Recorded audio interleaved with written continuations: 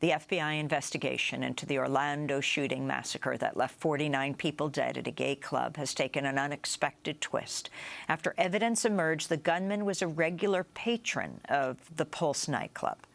On Monday, the morning, FBI Director James Comey said the shooter, Omar Mateen, was likely radicalized online, but that no evidence has emerged he received outside help in the attack. We see no indication that this was a plot directed from outside the United States, and we see no indication that he was part of any kind of network. It is also not entirely clear at this point just what terrorist group he aspired to support, although he made clear his affinity at the time of the attack for ISIL and generally leading up to the attack for radical Islamist groups.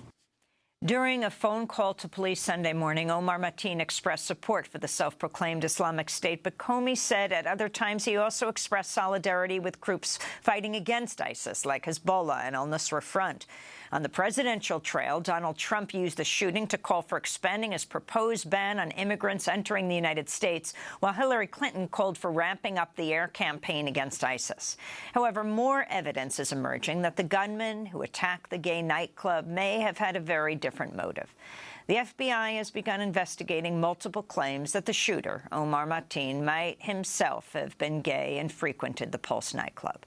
The claims have come from numerous people, including his ex-wife, a former high school classmate, and several patrons of the Pulse nightclub.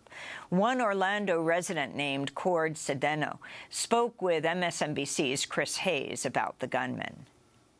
So you're saying that you and friends of yours, he is familiar to you from gay dating apps and from the gay club? One of my friends have seen him in Pulse before. He's been in that venue several times. That's not his first time going there. I know that for a fact. He clearly had his picture open on Adam for Adam. He's had his picture up on Grindr. And Jacked, he had his pictures up on there.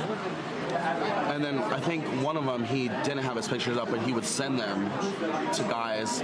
I know there's plenty of other guys that he's probably tried to contact and hook up for him. So a lot of them are scared to come out and tell the FBI. Two of my friends already went to the FBI, and they already spoke with them. They already turned in their phones, and they already got all the information. Cord Sedeno speaking on MSNBC. Two of his friends were killed inside the gay nightclub on Sunday. Orlando authorities say 49 people died in total, the vast majority young and Latino. On Monday, thousands gathered in downtown Orlando for a candlelight vigil to remember the victims. A nearby church bell tolled 49 times, once for each victim. We begin today's show with Stuart Milk, the nephew of gay rights pioneer Harvey Milk, one of the first openly gay politicians in the United States. Harvey Milk was assassinated in 1978, a year after winning election to the San Francisco Board of Supervisors. He was gunned down along with San Francisco Mayor George Moscone by a former city supervisor. Stuart Milk is the co-founder and president of the Harvey Milk Foundation. We welcome you to Democracy Now! Talk about what took place in Orlando and how you link this to the legacy of your uncle, the famed gay rights activist, Harvey Milk. Well, Amy, all of the elements actually that you've been talking about this morning are linked to my uncle. It's the elements of our visibility, the elements of violence that are perpetrated against LGBT people, the elements of the use of guns in the U.S. to assassinate and to commit violence on minority communities. And even the element that you have mentioned today, which is of no surprise to LGBT activists around the world, that this individual may have himself been dealing with his own sexuality. And we have seen time and time again that those who come from cultures and who come from societal non-acceptance of LGBT people, that oftentimes they react angrily, and that internal torment gets expressed externally through either verbal or physical abuse, and in extreme cases, something like what we saw happen to a community that I happen to be very close to.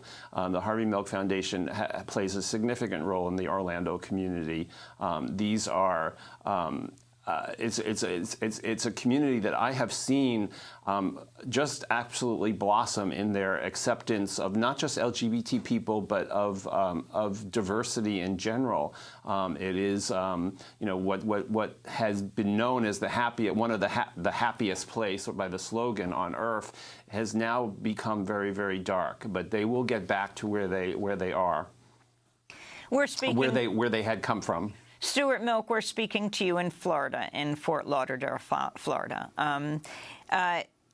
In a tweet that went viral after Sunday's attack on the LGBT nightclub in Orlando, and I quoted this yesterday, but I think it's very important to continue to raise. ACLU's staff attorney Chase Strangio wrote, "The Christian right has introduced 200 anti-LGBT bills in the last 6 months, and people blaming Islam for this?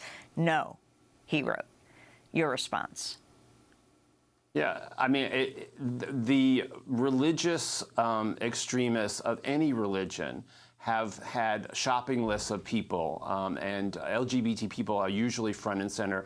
The Harvey Milk Foundation, we do work globally, and I can tell you that in a huge number of places in the world, we are still facing Judeo-Christian extremists. I'll be tomorrow heading off tonight, actually, to the Baltic states, and the type of extremism that diminishes not just LGBT people, but the role of women, the role of other minorities and other cultures is still coming from the Judeo-Christian religion, so of the extreme right. All those extremists have an agenda of separation and division. What that means for our young people and people who struggle with their sexuality is that they are torn. And the result that we have seen here of any type of extremism is violence. But to then turn one of the darkest days that the LGBT movement has in modern history, and to try to make that into a case to discriminate against another culture, a culture that's a minority in this society, is simply unacceptable. And I can tell you that the LGBT community and the LGBT leadership, not only in the United States but around the world, we are not going to allow that to happen. Stuart Milk, tell us about your uncle. Tell us about Harvey Milk, the gay rights pioneer. Well, Harvey's dream, and it wasn't Hollywood. This was, he was up against so much opposition to his message, which was that we must be visible, that we must be out, that we must take our masks off, that we must be authentic. And by the way, the message was not just for the LGBT community. It was for anyone who was hiding who they were, what their background was, what their culture was. But his message was in terms of society, simply unheard of.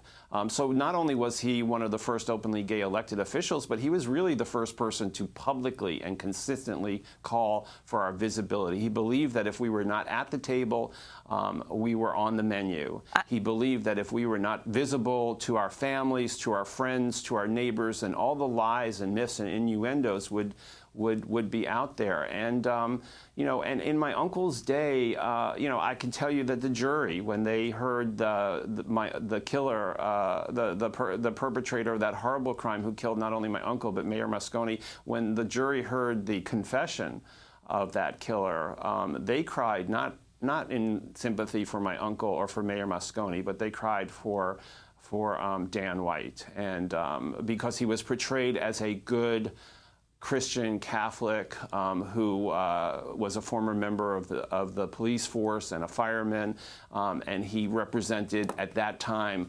American values. I can tell you that he didn't represent American values. And my uncle's message was that our values are that diversity is our strength. Diversity is not our enemy. Acceptance of those that are different. I wanted to turn to a part of a speech delivered by your uncle, Harvey Milk, in 1978. At the time, he was an openly gay member of the San Francisco Board of Supervisors.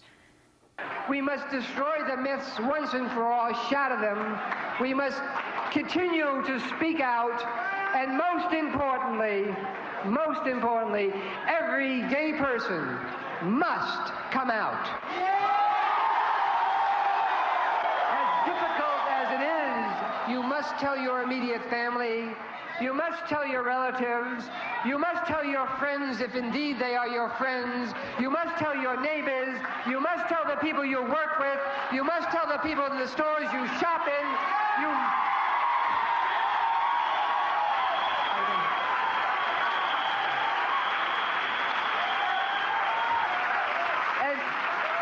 Once they realize that we are indeed their children and we are indeed everywhere, every myth, every lie, every innuendo will be destroyed once and for all. And once you do, you will feel so much better. That was Harvey Milk in 1978. And he also wrote a note, if he said he was assassinated, that he wanted people to know. Is that right, Stuart Milk?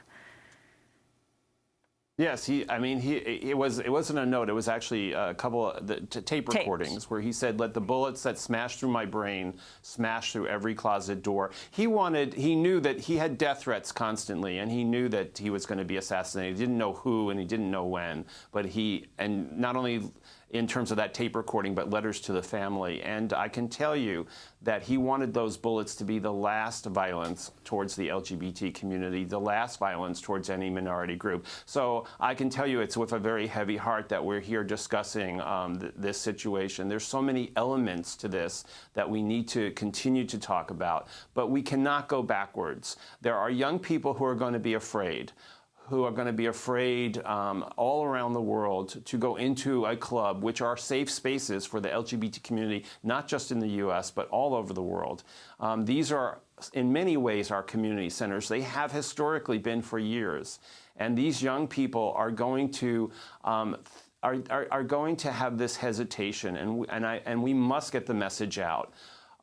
We have moved too far forward to allow anything as dark as this to move us backwards, and we must get the message out that they must continue to be authentic. We need who they are. We need who they are. We need their differences. We need their authenticity for us to all prosper.